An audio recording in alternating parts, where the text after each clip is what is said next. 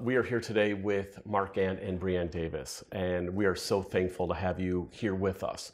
Mark, you've been such a friend to Hollywood Immersive, and you've come in and worked with our participants in teaching an administration class. I always introduce you as a multi-hyphenate, as actor, director, producer, writer, teacher, photographer, everything. And Brianne, this is your first time with us, and we are so thrilled to have you, actor, producer, director, advocate for many causes, especially including the military, which is so amazing. I'm going to say it. You two are a power couple. It's true, because what you two have accomplished is really amazing. And you met how? In acting class. Yeah. In acting class. Yes, at the Beverly Hills Playhouse. Yep. That's fantastic. A long time ago. A long time ago. Whoa, you have to say it that long. What is the key to supporting each other in your endeavors, in keeping going in this business? Well, I would say, well, part of it is we believe in each other more than I believe in myself or she believes in. I mean, I think that's sort of like the strongest thing, is like, no matter what, I believe that she's going to be a success. And so with that, you know, no matter the highs or the lows, we have to be there for each other. And I think that unwavering belief, when I feel like I have no talent and there's nothing left for me to do, she'll say, no, go sit in the room and write. Go write. Go now. Go write. And then I do, and then I move past that. You know. I think it's just showing up for somebody else when they can't show up for themselves. I think that's the main thing. Like moments when I'm crying and I don't get the part, and I'm like, I'm done. I'm giving up. You know, he's like, no, you're not. What else are you gonna do? Exactly. So this is a power couple. This is how power couples, they just cry on each other's shoulders for days and days and days. You move past that. Yes. And there's power in that. Yes. To have that support. And even though that you are both so determined and dedicated and so driven in moving your careers forward, there must be times of doubt. How do you keep going? How do you constantly push each other to get back on track? Well, go ahead. No, go ahead. I was going to say, it's like, it rarely happens where we're both sort of in the dark place, you know? I mean, rarely. Rarely, yeah. It feels like one of us is always sort of, you know, slightly above the let's give up mode. And so I think that and we are so clear about what we want in terms of our life, and we've obviously, because it's been so long, you know, we've been together over 12 years, that it's no longer about the success. Yes, I think that's the main thing I was gonna say too. It's not about the success. Like, this is just a part of our life, and our self-love and love for each other is more important than anything else. And we both, I think, know that no matter what comes, we have had success and failures. It doesn't define us at all. Like, it just doesn't. It doesn't complete you. Yeah. So we realized, like, well, if I got this, then I would be, you know, sort of like happy. And I realized, like, even when I was doing something and I was getting an award, that whole 6 weeks I was miserable for a million reasons and didn't get to embrace it and have fun and be present with it. And then realizing later to go, I didn't even like enjoy that. I enjoy like the most success I've had because I was looking at the next thing. I was looking at what's it going to bring me? Is it going to take this? And so we've realized that it doesn't even matter. It doesn't matter. Having a series doesn't matter. Directing a movie doesn't matter. I mean, none of that stuff can make us happy. And so I think that's where we've kind of, how it's kept us going. Because like we know what we want, and then at the same time, this is more important. You know, being able to be of service and talk to other people about our journey is important. And that to me is like, I think the bigger picture is like our happiness and our health and, you know, sort of peace of mind, you know, like a little balance before. And I think if people are coming to LA too, it's like you cannot make this business your whole life, or you're done. Yeah. There's no way you're going to survive. Yeah, if you come to here to be famous, or that everybody will love you once you've like achieved some success, you will be completely disappointed. Completely. So it's like having a bigger life here is the most important thing, I would say, when you come. That's fantastic. Yeah. God, that's why we are a power couple, right there. You know, but getting the work is, it seems like it's the icing on the cake. Oh yeah. Yeah. Right. Like Brianne, you're currently on the History Channel's show 6, and you're starring in that, and you are also a very active and strong supporter of the military. You have been to the Middle East to support veterans. What does being on that show, getting that show, mean to you, not only as an actor, but as a person? Again, I think it's just something bigger than myself. Having a voice for the women that, because you don't see the women behind the men of military shows normally. And it's like supporting these women and showing them in a light that's true, and the difficulties and the amazing parts of being married to these men. So getting to portray that, but also to bring to light, even if you do not agree with the war, and I don't, you know, I'm not like, let's go to war, but it's like you support the people that are supporting this country. And that's the most important to me. They risk their lives. They're gone for years at a time. They put in these horrible positions. And my father was a vet of Vietnam, and my great-grandfather and great-great-grandfather all were in the war. So it's just really important to me. And my first big movie I did in LA was Jarhead. So it's like full circle. And our showrunner was the writer of Jarhead, William Broyles, wrote Jarhead. So it's like completely full circle for me. And to like portray the girlfriend that leaves Jake Gyllenhaal in Jarhead to like this supportive, strong, independent wife. So it's like the full journey. So that's great. It's just something I believe in. Brianne, can we just stay on you for a moment? Please. Please. You're directing as well. And in the past few weeks, Patty Jenkins, director of Wonder Woman, is breaking records for female directors opening a movie. What does that mean for you as a female director, and future possibilities and opportunities for female directors?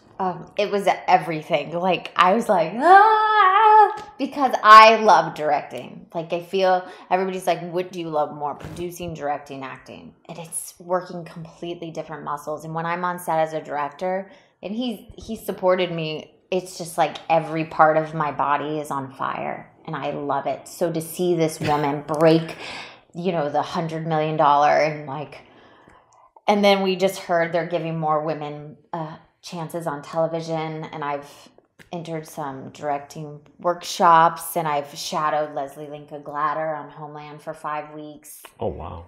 Yeah, it was for 2 episodes. So to all that, and to have female directors on 6, we had 3 last year, and 1 had to not show up. So we had 2, which was great.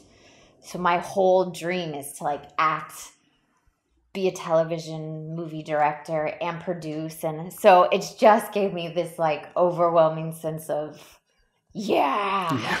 And not to be like, men stink, but it's like, come on, a little bit. I was like, yeah. Mark, you're a director as well. Yeah, so. It's funny. As I had a coffee with a director, a female director, and she was, very impressed that I was supportive of my wife as a director. She's like, isn't there like competition between the two of you? And I said, no. I mean, she's directed 2 movies. I mean, she actually directed a feature before I got to direct a feature. And I was like, had done shorts and was like, I'm like, I really want to direct a feature. And then she got to direct one before me. And it was interesting. It's like, it's not about a competition between us. I mean, I think in the beginning of our relationship, it pushed me to create my own projects because she was having more success than me. Mm-hmm. But in terms of the directing, what I just love, I mean, first of all, I love how much it sort of shifts her perspective where, you know, she's not just the actress that has control of the characters, she's controlling every aspect of it. And she's just in her element. She's just like this, like completely changed. And so I totally support that. And I love that there's, I mean, I just talked to another director who had said that the studios are asking for 50% women for the episodic directing. Wow. So, I mean, it's shifting huge this year. And the person said to me, I mean, that affects you because you're, you know, a white male and that doesn't, you know, what do you feel? I'm like, you know, there's enough room for everybody. There's 400 shows going on. I mean, there's going to be plenty of opportunities for everybody as actors, as directors, as writers. And that's what also really has helped us both as doing all this stuff is like, what's yours is supposed to be yours and no one can take it away from you. So if that part is supposed to be yours, it is going to be yours. So there's no reason to have any fear or doubt because, you know, you can screw it up and they're like, that's still the same person that wants this. I actually know a lot of people that got jobs that didn't do good auditions, but they're like, this is the part, this is the person. So it's just sometimes every time. Yeah. So.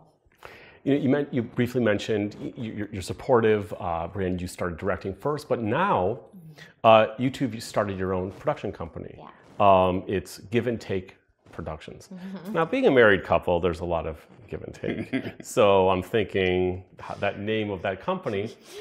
Here we are. Who calls the shots?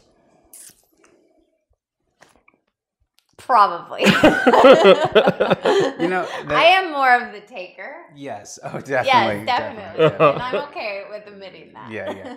I mean, part of it is that we have. I mean, we're completely different people. I mean, that's what's so sort of crazy, and yet. Because of that, I mean, it's like this great yin yang thing that we have this. She comes from she's like, just let me just check it off the list. Like, okay, boom, done. I'm like, hold on, we should do some research before we check it off the list. So that could take 8 years of research. And she's like, that could take 2 weeks. So when it comes to producing movies, a similar way, it's like, I want to like, you know, for example. Yeah. I wrote this TV pilot and she read it and she loved it. And we were trying to figure, I was like, it's not totally there yet. And she's like, yeah. She's like, well, what if it takes place, you know, during the housing bubble in 2008? I was like, that's a great idea. So she goes and meets with the Weinstein Company and they say, what are you up to? She's like, oh, well, I'm developing a project with my husband. It's about this. And she pitches the show, which is not my show, not the pilot at all. Like she came up with this other idea with this whole housing bubble thing. So she comes back to me. She's like, they want to read the script in like a month. I'm like, but that's not the script I wrote. She's like, well, you have a month to write that.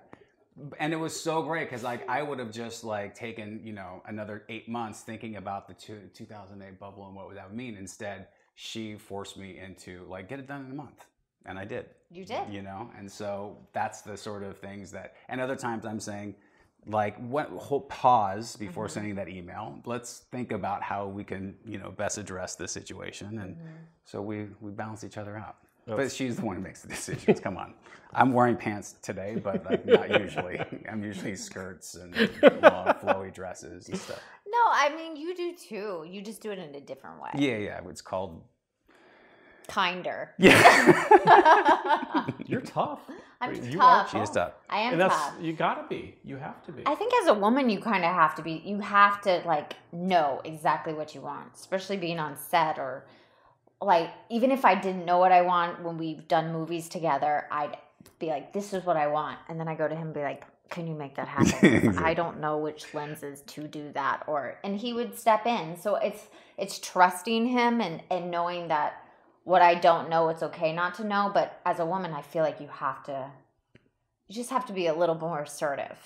That's great. That's great for our participants to really take to heart. Yeah. And you know, and for new, you know, actors as well to kind of learn to do that, to be assertive. Yeah, well, one of the things I was going to say about the, you know, joking aside about her being assertive and being, you know, kind of on point with stuff. I think that it's really important for actresses in this business to have that strength and that power and not feel like they have to curtsy to a man and play along with, I mean, they're going to be in a situation a lot with male producers, directors, casting, things that are going to potentially be, you know, not comfortable. And, you know, and you have to be in power, and you have to realize that that's not about, that's it's not cool most of the time, and it's not, you know, it's not your responsibility to take care of that, like take care of yourself. And she's been great about having that struggle with like, put up the mask and let me just show up and like do my thing, and at the same time be herself. So I think that I think it's just having really clear boundaries. Yeah. Mm-hmm. And I would want, if I could say to my younger self, because you do get, you know, people, male producers do can take it a little too far, or say certain things, and you feel like you have to show up a certain way as a woman to then get the part. And I'm just saying, if I would say to my younger self, anytime those situations happen, you never end up getting the part. And if you do, minuscule chance, you just don't feel like you got it for the right reason. Mm-hmm. And for me, that was never a good self-esteem builder. It's like, that's what I would say to myself. Like, you just got to do the work. You really have to do the work. You cannot rely on feminine wiles at all in this business, because some girl's going to come up behind me that's younger, that's more beautiful, it doesn't matter, that fades is my thing. Like the one teacher, and you know which teacher I'm talking about, he literally sat and said, what did he say to me? I don't even want to say his name. Unless I can. I don't know if I can. I mean, all he basically said was, you know, he was trying to push her to do the work as an actor and not just rely on her looks. And he said, you know, your looks will fade. You know, you're getting the parts now. Easily you'll get the parts now. But if you don't dig in and do the work, you know, you're just going to be someone that's pretty with the looks fading and not have that thing underneath. And she was like, you can't, I'm going to, you know, and she did the work because she didn't want that. She wanted to prove him wrong. That she wasn't just trying to get parts because of her looks, but she was after it for the craft. Yeah, I think that's what I would say. That makes any sense. No, absolutely. I know we went from directing to that, but it was about her personality and her strength, you know. This is all important and great stuff. Good. Just a couple more questions. Yeah. Mark, you've talked extensively about in the past with our participants about creating your own content, and I always bring it back to the Bannon Way. And Brianne, you were also in that as well. You know, I know that you had to audition 6 times for Mark to right. just get that role. Yeah. But, you know, for the newer actors starting out, can you talk just briefly about the importance of, and in this time period, creating your own content and how it can really move you forward? Right. I mean, we're always talking about it. You know, we're in an age where with cameras and technology and platforms like YouTube, and that you can get your work out there and be seen. There's no longer this situation where the gatekeepers of studios and casting directors are the only way that you can get in someplace. And I think what's exciting about it is you can still do the traditional way. Mm-hmm. You know, you can still be creating that way. And at the same time, you know, finding as an actor, finding roles and creating roles for yourself. I mean, that was why I did the Bannon Way. It's like, mm-hmm. I couldn't get the auditions for the parts I was right for. Mm-hmm. And so I was like, well, let me just write that part for myself and see if I can, you know, get people interested in my work that way. And I think that's, you know, she was saying that to somebody the other day. It's like, you have no other opportunity. There's no other choice as an actor. I mean, you can't just rely on getting an audition. You know, I find so many people, even students in my class, you know, the main goal is always like, just, you know, my agent's not doing anything for me, or I need to get a new agent, or I'm trying to get an agent manager. It's like all that energy focused on trying to find a representation. And then once you get it, really realizing that, oh wait, they only get 10% of my income. They have 100 to 300, 500 clients. Mm-hmm. And, you know, breakdowns come in, they send a thing, and there's no longer time to pitch you and get on the phone, and things are casting in 2 days. And so you have all this trust and, you know, like, oh, please get me the job. And it's like, no, that still has to happen. And you have to be creating, and you have to give your representation something exciting to be able to pitch you on. Like, oh, he just finished this short film. Oh, he just did this web series. Oh, he just sold this movie to, you know what I mean? All those elements will help give you tools to your representation to get you out there. So I think there's tools for them, but it's also for you to be creating, to be not so much on the level of I have to make something for myself, but instead to be creative, you know, and not waiting. Because, you know, even though we both, you know, struggle with it, but we understand that auditioning is acting and it is part of the job. We would like to book the jobs more than just, you know, just be the acting, you know, just it being an audition. So when you're creating something, you actually get to have a finished product and go like, oh, I did that. Cool. Next. Sorry, I have to add that I've found, since being on the other side of you getting a series and then the series going to series and then getting the second season, I still have to audition and I don't get the part a lot. And the more success you get in this business, the harder the next level is. So I have talked about with him a lot and other people, it's like, it doesn't get easier. It actually gets harder because the competition gets harder and the good parts everybody wants them. So the people I'm going against are bigger names. They have more clout. They have more international sale value with their name. So it's like, I can't sit and wait just because I got a series for my next job.